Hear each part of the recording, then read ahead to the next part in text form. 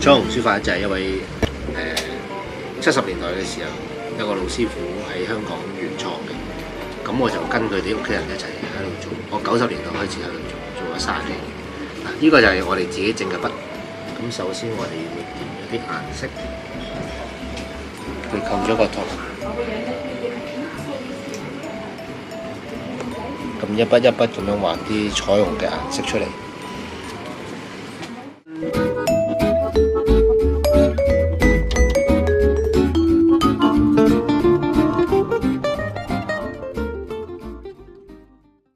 咁當其時佢哋就專攻做油畫生意啦，所以就好少本地人會認識咩係彩虹書法，淨係喺遊客區先見到我哋啲蹤影。咁最初佢哋會喺尖沙咀嗰度做啲擺檔，星光行啊、UTB Shop 啊、山頂啊，咁之後連赤柱都有。咁我90年代入嚟做嘅時候咧，呢條街超過10檔嘅赤柱畫呢啲藝術字。咁但係而家就可能得返2、3個做。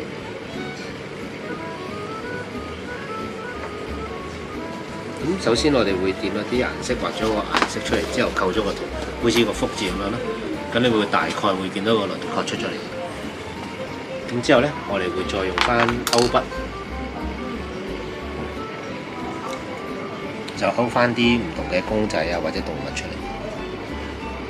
咁有時唔係淨係寫中文，淨係中文嘅。咁有時我哋有啲外國客啊、日本客啊、韓國客，咁寫日文啊、英文啊、韓文都可以。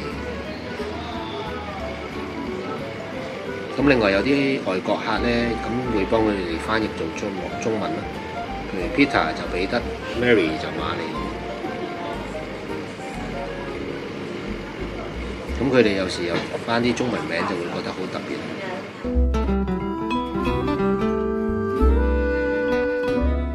咁呢個福字中間個口咧就係一條鯉魚。咁我哋通常都會用翻啲唔同嘅特別嘅中式寓意去構造翻出嚟嘅。咁但係有時有啲客話我唔想喎，我想要啲香港特色嘅，好似雞蛋仔啊、維港港景啊。咁有時我哋都或者公司 logo 啊，咁我哋都可以去設計翻俾佢哋啲特別啲嘅。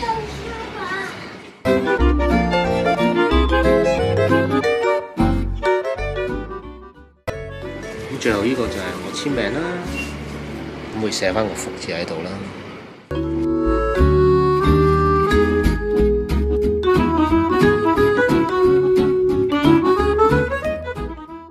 寫翻呢個日期啦，譬如今日係丙午年。之後就春於赤柱，